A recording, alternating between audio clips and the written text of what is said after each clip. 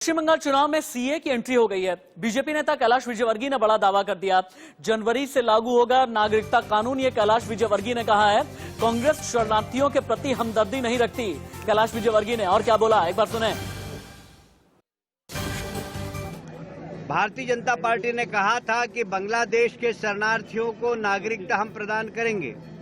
CA bill प्रधानमंत्री जी और गृह मंत्री अमित शाह जी ने पार्लियामेंट से पारित कराया। सीए बिल के खिलाफ ममता जी सहित जितने भी राजनीतिक दल के लोग हैं वो सुप्रीम कोर्ट में गए हुए हैं।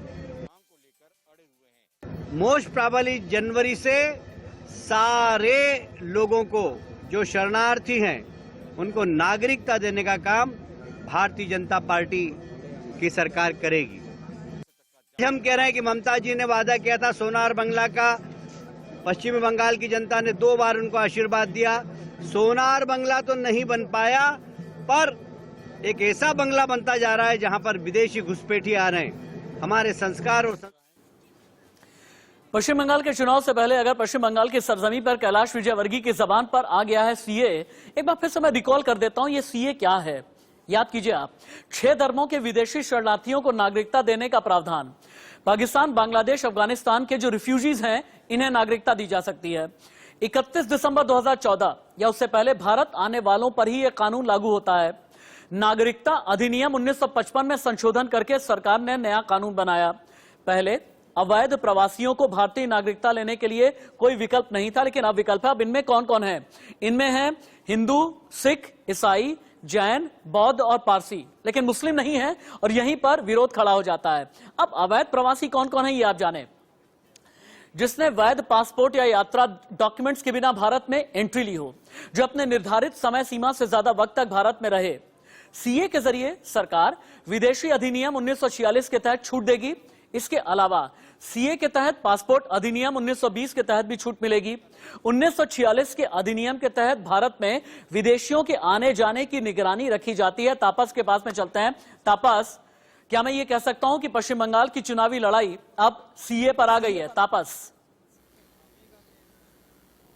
पिछले 1 साल से सीए को लेकर एक वोलाटाइल सिचुएशन रहा है पश्चिम बंगाल में, और दोबारा कैलाश विजयवर्गीय का ये कहना कि सीए अगले साल के शुरुआती तौर पर लागू किया जाएगा, ये कहने का अपेक्षा नहीं रखता कि ये आने वाले चुनाव में एक बड़ा मुद्दा होने वाला है, जिसमें तृणमूल कांग्रेस एक तरफ होगी और बीजेपी दूसरी तरफ। हमें मालूम है कि पिछले साल इसी वक्त दिसंबर के 15 तारीख किस तरह से तोड़फोड़ किया गया था, ट्रेनों को आग के हवाले किया गया था, सरकारी संपत्तियों को नष्ट किया गया था। उसको ध्यान में रखते हुए बीजेपी भी काफी कॉशियस है कि कहीं, क्योंकि उन्हें मालूम है बाखूबी की जो माइनॉरिटी वोट बैंक है वो बीजेपी के पक्ष में नहीं है। ये दिलीप घोष ने खुद कहा था रिसेंटली कि हमारे पक्ष में माइनॉरिटी वोट बैंक है नहीं। आपको रुकना पड़ रहा है। बहुत बड़ी खबर पश्चिम बंगाल से आ रही है। पश्चिम बंगाल में एक बार फिर से हिंसा हुई है, खुलेआम बमबाजी हुई, आगजनी की गई है।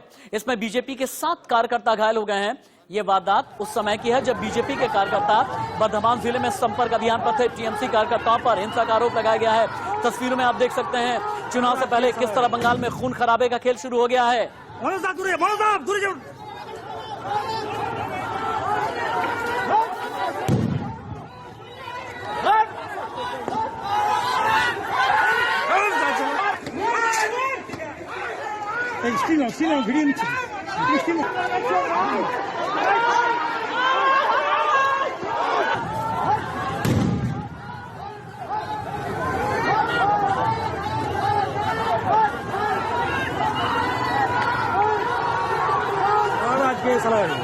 इन तस्वीरों के जरिए, और मुझे ऐसा लगता है कि इन तस्वीरों के साथ नीचे ब्रेकिंग न्यूज में जो भी ब्रेकिंग टिकर पर बैठा हुआ प्रोड्यूसर है, उन्हें ये जो भी खबर अभी पश्चिम बंगाल की चल रही है, इस खबर की ब्रेकिंग जरूर चलाना चाहिए। अगर इतनी ज्यादा हिंसा भड़क गई है तो आपको ये जरूर समझना है कि अभी हम बताएं कि चुनाव से पहले किस तरह से पश्चिम बंगाल में हिंसा भड़की हुई है और टीएमसी के कार्यकर्ताओं पर हिंसा के आरोप लग रहे हैं। नीचे लोअर ब्रेकिंग में प्लीज चलाइए। पश्चिम बंगाल में किस तरह से हिंसा भड़की है ये हमें दिखाना बहुत जरूरी है।